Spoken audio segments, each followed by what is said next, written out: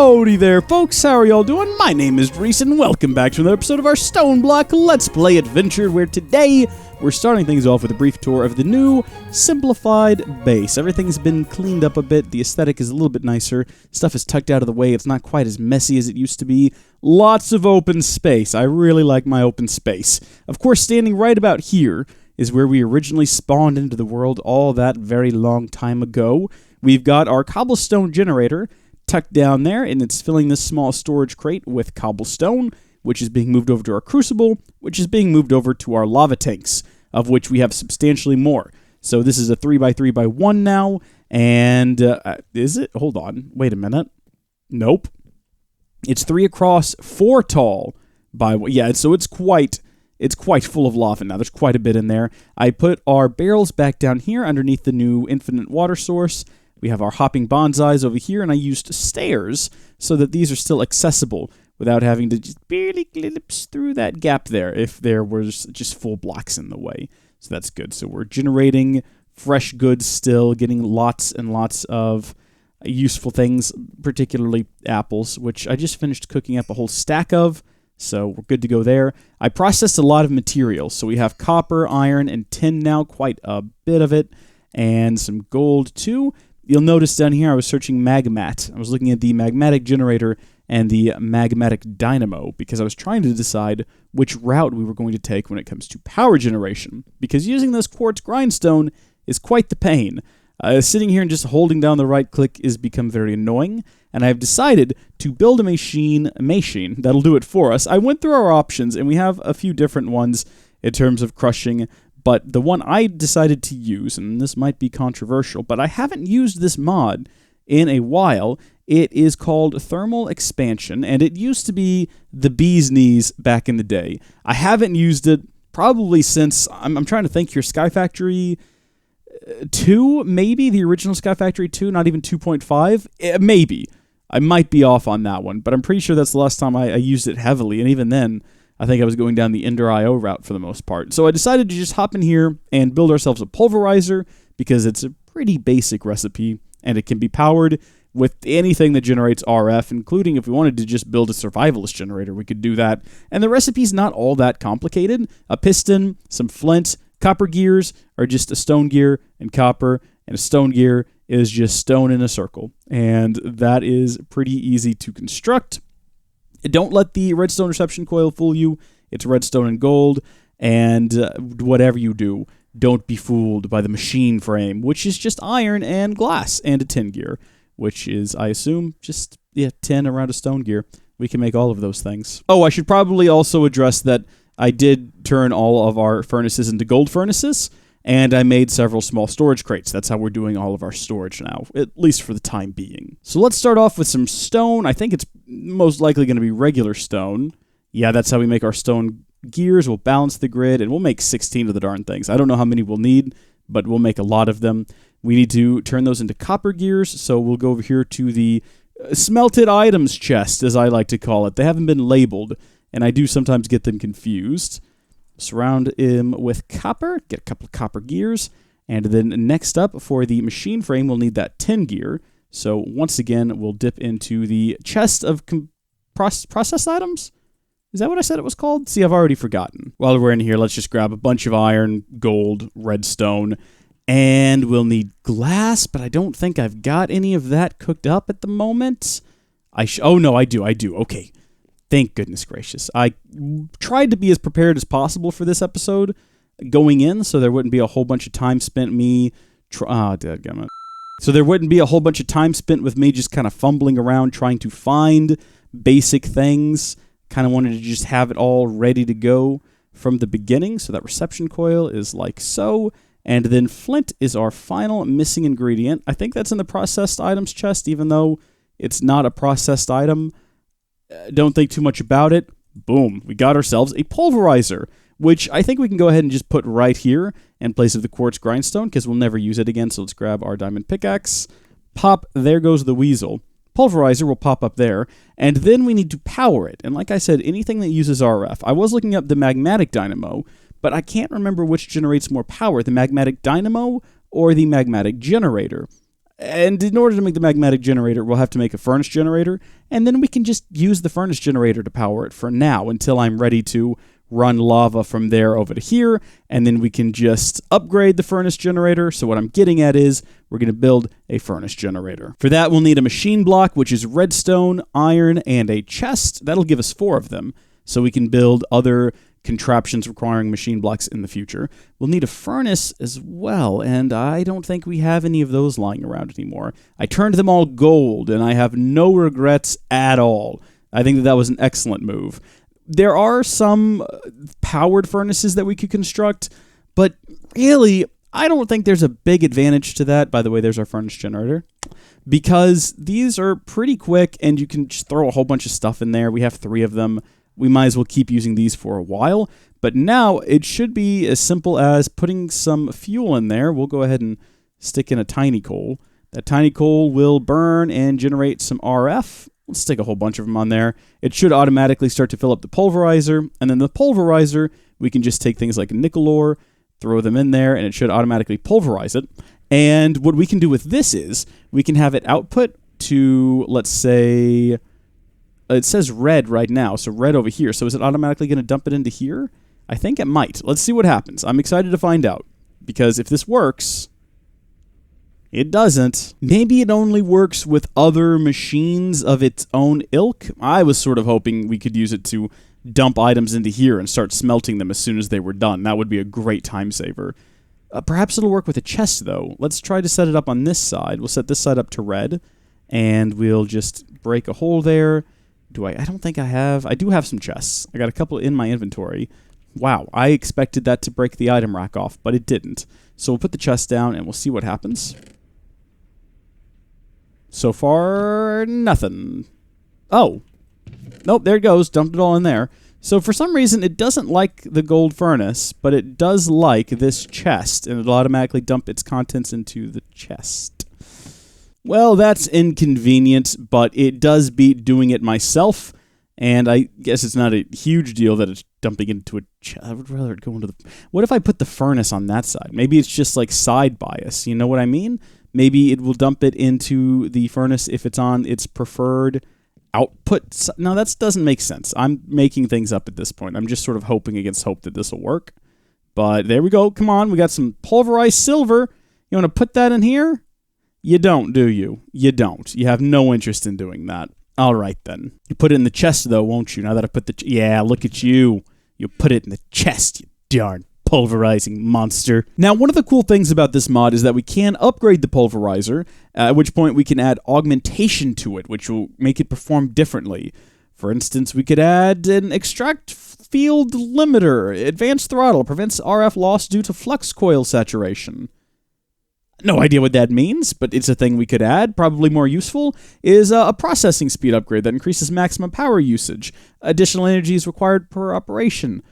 Who would have guessed that's what that would mean? In order to do that, though, we have to upgrade it, and I have no idea how to go about doing that. Oh, we can also build, if we wanted to, an energy cell to hold a mere 2 million RF.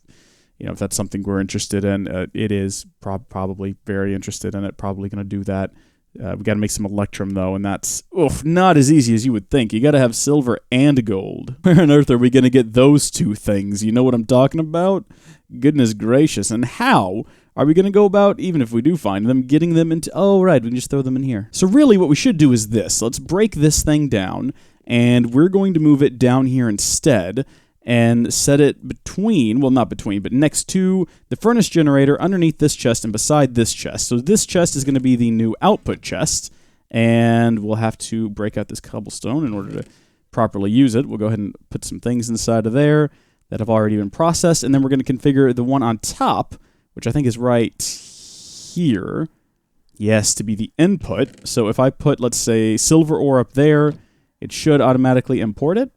Unless this is the top. Maybe it doesn't like chests. I don't know. Right-click. That? No, yeah, that's it. Do you think maybe... do we have to augment it in some way to make it do that? Is there an augmentation required to make it pull items in properly? I say Shrek it, because I have a better idea. Ladies and gentlemen, Vanilla Hopper to the rescue. This'll work for sure. Put some tin ore in there. Yes, and then it should automatically export into here. Good. Please also make some silver and some gold. I think I found what we're looking for. It's not a part of thermal expansion, though. It's a part of thermal foundation. And I believe, let's see, incrementally upgrade a block requires tier immediately preceding. So if we build a hardened upgrade kit, which is an Invar ingot, a bronze gear, and redstone, pretty basic stuff, theoretically we could upgrade our machine. Invar is a combination of pulverized iron and pulverized nickel. We should have some pulverized nickel and some tin, silver, lead. Iron as well, but not nearly enough. I'm going to go back to the mining dimension for a bit. I'm going to take my hammer with me, and we're going to do a wee bit of mining. All right, I am headed back to the overworld now with a pretty decent haul of items. I've got nearly a stack of iron, a little bit more nickel, some gold, a bunch of redstone, and a bunch of coal. I found some more nether quartz and some yellowite, which will come in handy at some point in the future, presumably. If you're wondering about the choice of floor material, I just thought it was oppressively dark down here and wanted a bit of light. You can't blame me for that, can you? Oh, we've run out of juice. Well, it's a good thing that we've come back with full-on coal now. No more little bits of coal. That should keep things running. And really, as much as I would like for it to grind up this gold, priority number one right now is the iron, followed by possibly more nickel. I don't think we need any more in the immediate future, but then we'll queue up gold and silver right after. So we'll take our pulverized iron and combine that with our pulverized nickel, but not in that order, this order. That'll give us an Invar blend, and we'll get a few of those. How much do we need for this to build? We need 4 of them? Well, we've built 12, so let's smelt those up now. And now we're going to go back to mine some more because I completely neglected to get any copper, which we're going to need as well. Alrighty then, finally we have pulverized copper, and we have pulverized tin. I just got to figure out what it looks like.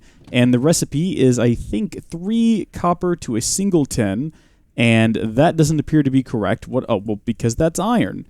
That's the wrong thing. They look similar in my defense, especially when wearing blue light filtered glasses. So we'll get ourselves some bronze. We'll get quite a bit of bronze, in fact, because we might need it for something else down in the future. We've got our Invar now, and we can finally get the device that we're building back up, which is, I believe, again, from Thermal Foundation, and we're looking for the upgrade kit. There's a few different ones, and we could go up to the next one if we wanted to, the Electrum, because Electrum is just a combination, as we learned previously, of silver and gold, which we're going to need to make some of anyway for something else I want to build this episode, so we can do that right now, and it is 1 and 1 make 2. So there you go. That's where Babby comes from, kids. I always say kids, but the majority of my audience is somewhere between the ages of 18 and 35, according to YouTube analytics, which could just be kids making accounts that are older than they really are. They could be lying about their age,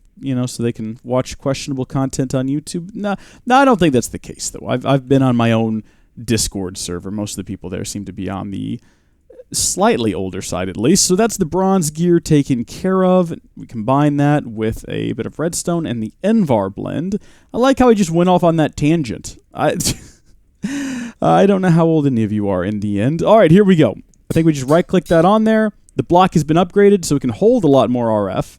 Its maximum power, I see, has also changed. I think it was 40 before. Now it's 30? No, that doesn't make any sense. Why would it have gone down? I must be misreading something, unless it's more energy efficient now, but not sure if that checks out either. We can add a single augmentation. So this one is an augment auxiliary reception coil, which says machine's processing speed increases maximum power usage. If we put that in there, does that mean it'll go faster? One would certainly think that that's what that means. So let's give it a try. We've got gold and we've got plenty of redstone to play around with, and the only other ingredients were... No, that's it. So we take some gold and put that in the middle with redstone to either side, and then we surround that with further gold, and then we plop it not inside of here, but inside of here. And, oh yeah, okay, so power usage and maximum power both jump. So maximum power is now 60 RF per tick. Power usage has not gone up that much, though. but it is going a bit faster. So we could add more augmentations if we upgrade the machine again. For that, we will need our electrum. We're also going to need some silver, which I haven't cooked any up. That's why I've got it in here processing now. And the final ingredient is fused quartz.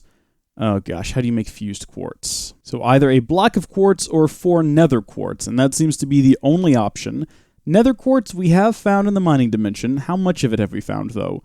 15. Well, all right, we can spare some, I suppose, for this. Problem is we don't have an alloy smelter.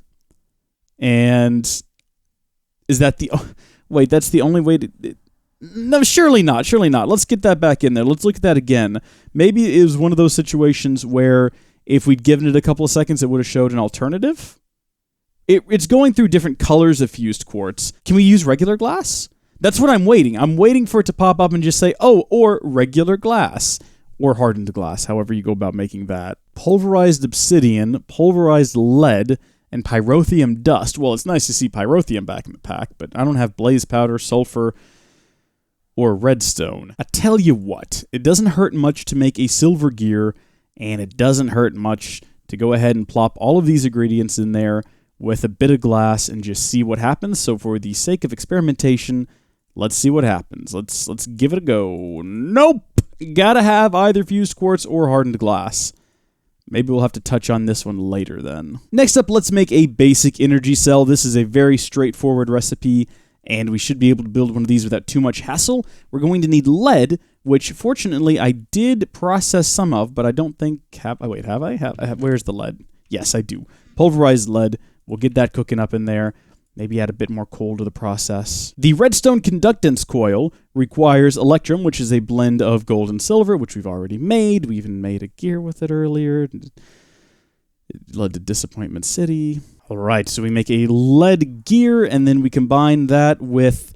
it looks like regular glass. We've been disappointed with this before, but I'm willing to say that in this case, maybe just regular glass and iron, which is a strange thing to be missing from a recipe. It's so basic and so vanilla. It's strange to not have it in our inventory. Energy cell frame, and then we combine that with everything else, the lead, the conductance coil, and the black redstone to get our energy cell, which again will store something crazy like 2 million RF. So we'll break this guy right in the middle of its energy generation process. We'll throw this down, plop that down, keep generating power. It should automatically dump it into here. It is. And then this needs to be configured to put power into here, which it might be. We're not sure because that machine isn't running at the moment. Let's give it something to do. I don't know what osmium is. It's going to give us some osmium ore. We'll toss some osmium ore in there. That'll start consuming power. And it's not automatically getting more power. So we need to reconfigure this box here to output out of the side. So I think that... I believe blue is input and orange is output, so it should now start emptying as it fills this up. Good. Let's disable everything that isn't the top and the side. Awesome, so theoretically, we might completely fill up this cell at some point. All right, I'm going to take everything that has not yet been processed and queue it up for the processing process. I've said processing too much already. And it'll all go into this chest, and I'm going to cook some of this up. Some of it I'm going to leave in its raw form because I'm not sure. We might need to mix uranium grit with pulverized iron at some point. You never know. It might be a thing that has to happen. That particular pairing seems a bit unlikely, but I'm not going to rule it out just yet. And now my game has crashed while I try to put coal into the furnace generator. So, I mean... it hasn't fully crashed yet, it's just frozen entirely. I can't, there's the hourglass. Folks, this seems like as good a place as any to leave it. Thank y'all for watching. God bless each and every one of you. I'm gonna go make sure my game is not corrupted beyond belief, and I'll see you next time. Bye!